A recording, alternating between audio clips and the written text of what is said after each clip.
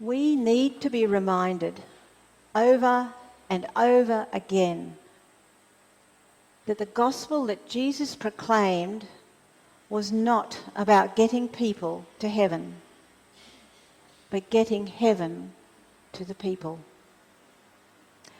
So said Father Rod Bowers in an article shared on Facebook some years ago. Now, when you stop and think about it, that is a very challenging statement. It takes the focus off what we seek to achieve for ourselves and switches it to what we do for others.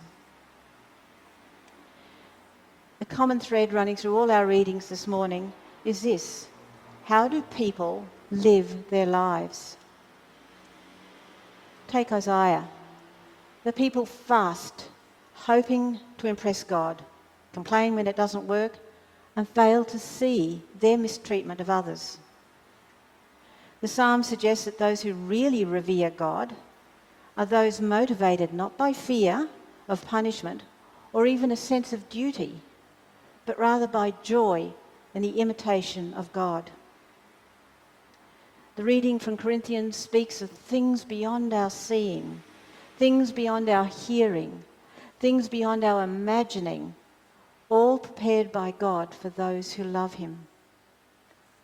And from the gospel comes the words, "You are the salt of the earth. You are the light of the world." Now note, Jesus is not saying you should or better be the salt of the earth, or you should or shouldn't be the light of the world. Rather, he's saying you are. Salt and light are both highly valued gifts of creation and necessary to life. Salt made possible the development of early civilization because it enabled people to preserve food. This freed them from dependence on the seasonal availability of foods and helped them survive dry seasons. It also meant that food could be transported over very great distances. Salt enhances the flavour of food. Salt was so highly valued that it was even used as a currency. So maybe the idea that we are salt of the earth suggests that we are here to preserve and enhance what is good. Light, of course, is also precious and necessary to life. And of course, it is the theme running through all our readings during Epiphany. From Genesis comes these words: "At the beginning of creation, God said, 'Let there be light,' and there was light." Light was seen to indicate the divine presence and to be a sign of blessing. Light also represented the wisdom of God expressed in the law. In the words of our psalm, "Your law is a lamp for my feet and a light for my way." The light would give direction. And when the people were distressed or struggling, the prophets and later Jesus would speak of light breaking through the darkness as a message of hope. "You are the light," then, suggests that we are being called to use the different gifts that we have, and we all have them, to be a blessing to others, to show a new way, and to bring hope in times of darkness, just like all those fantastic people did during the floods.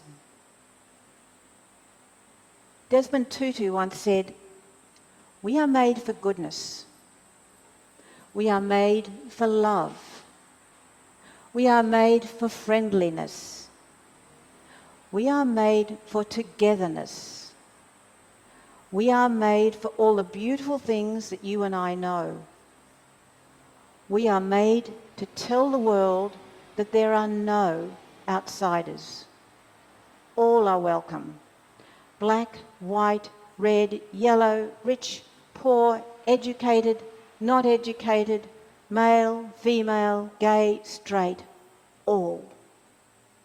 We all belong to this family, this human family, God's family." The words of our gospel sum that up. We are salt and light. So Jesus, rather than making demands on us, is instead affirming our value and inviting us to step into something more. We are invited to step beyond the boundaries of our fears and experience life in a different, more fulfilling way. But of course, this is not as easy as it sounds. We are something we may not realise, notes author John Say.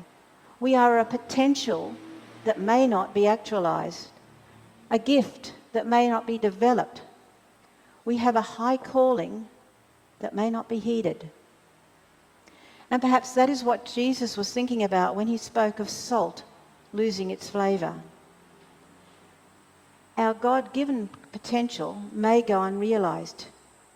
It may remain dormant, inactive and undeveloped. And that is not good for either ourselves or for others. Now, being salt and light will look different for each and every one of us, according to our various gifts and the situations we find ourselves in. And chances are, in trying to live up to our potential, we may not always get it right.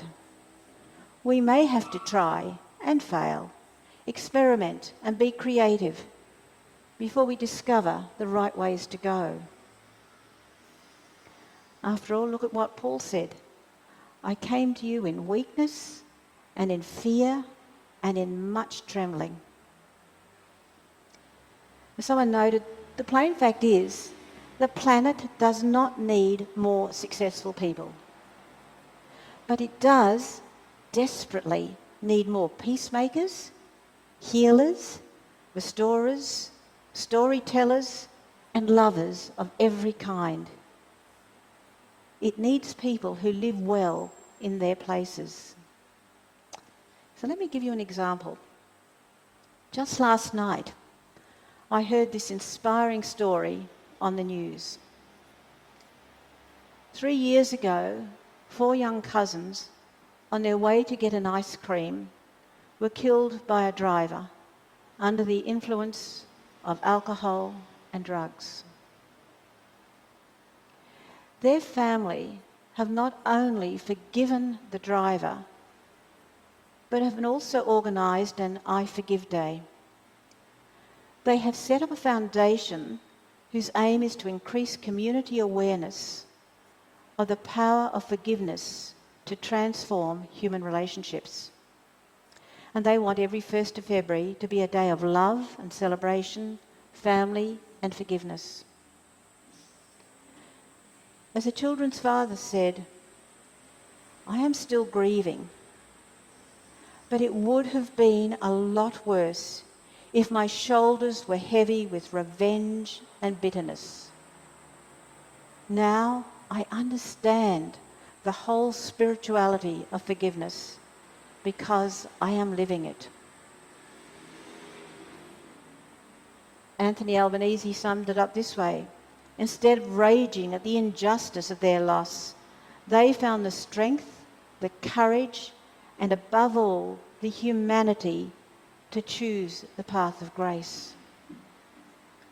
And yet another person had this to say, with all the things going on in the world and the exaggerated media reporting of it, it is easy to wonder where things are headed. Occasionally you see actions of ordinary people that shine out like a beacon of light, offering hope to us all in the midst of seeming chaos. How true. There are many, many, many good people out there. They just don't always make the news. Some years ago, I attended a short reflective service at the cathedral, and these words caught my attention, and I noted them down for future use. The spiritual life is a process that moves us from one level to another. We come to realise that though God began the process of creation, it is our responsibility to complete it. Then we set out to become the kind of people we were put on earth to be. We begin to go out of ourselves for the sake of the world, rather than simply awarding ourselves gold stars for being regular observers of ancient rituals. We need to put on the mind of Christ and think like Jesus of the Beatitudes. We then face what it means to be just in an unjust world, meek in an arrogant one, humble in a domineering one, compassionate in a prejudiced one, full of grief for those who suffer from suffering not of their own doing, compassionate for those who are oppressed by the indifference of the world. Then the truly spiritual soul sees the world as God sees the world and sets out to make it right. The meaning, significance, and purpose of our life is found in the life and the well-being of another. Every time we offer forgiveness, seek reconciliation, or act with compassion, we sprinkle salt.